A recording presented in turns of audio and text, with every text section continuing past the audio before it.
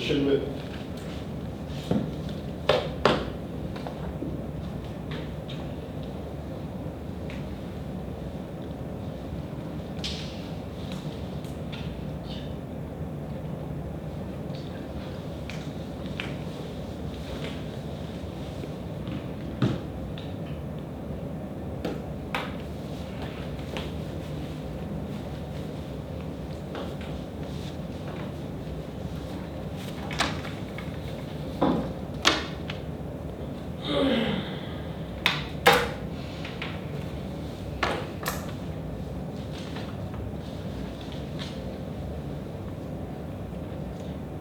Judges, let me help you adjudicate this debate easier.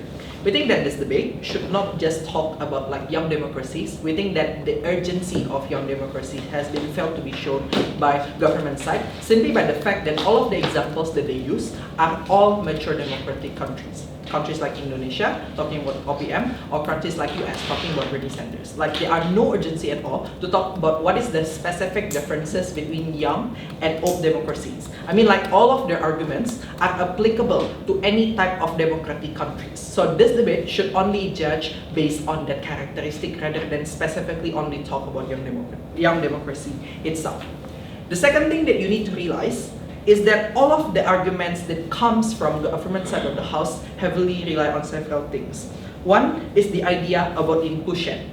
But what is missing from this analysis is the idea about what kind of inclusion that they want and why the inclusion can only exclusively exist coming from forming a formal sphere of political party. There has been no analysis at all from the first until the last speaker.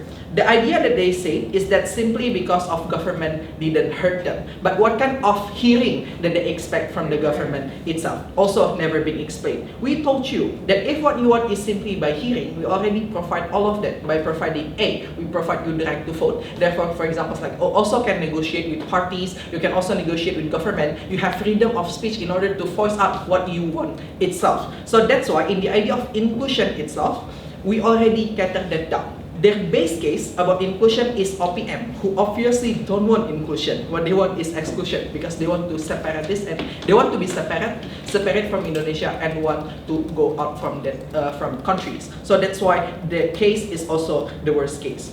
We also told you, Mr. Speakers, that other than inclusion, what they want is to some extent are already catered. Their examples are mostly, for examples like feminists without explaining what they want. And we told you that, for example, other parties like Gerindra, for example, provide RUU PKS to protect women. If what they want, for example, like OPM to have a better treatment, we think that a lot of political party has already talked about how you should treat Papua better. So the idea about inclusion and treat better has been already proven on our side.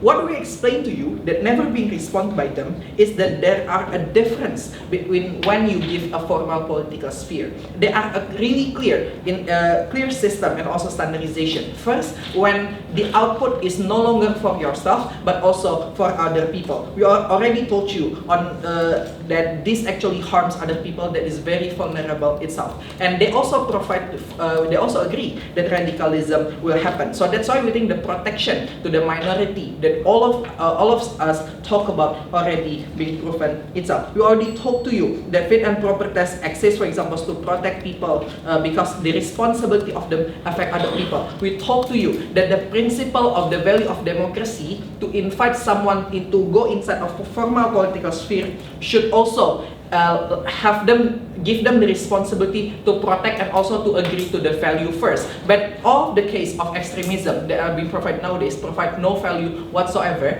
to the value of democracy, and that's why they should not be given a platform at all. Let's talk about the other things, which is the idea about why discussions would be about discussions and harm of them being violent. We already told you that if the case is violent, the solution is law enforcement, and that can happen in both cases. The difference is what kind of discussion will happen when you have formal political party and non-formal political party. We told you when it's formal, you're going to legitimize all of the idea and of the reasoning that is bad, and can use these rhetorics that easily sway people, and we think that's bad because swaying people with bad rhetorics itself, for example, are going to trigger more harms to minority, more harms to vulnerable groups. We don't think this is the best case at all. They said that people would go underground, and we think that's fine because to some extent they still have some avenue. At best, at worst, we don't think that extremists don't have anything to do in our world. They can say anything, they can have groups with their community, and we think that's the most basic things, and that's the only thing that they should get. We're more than proud of this.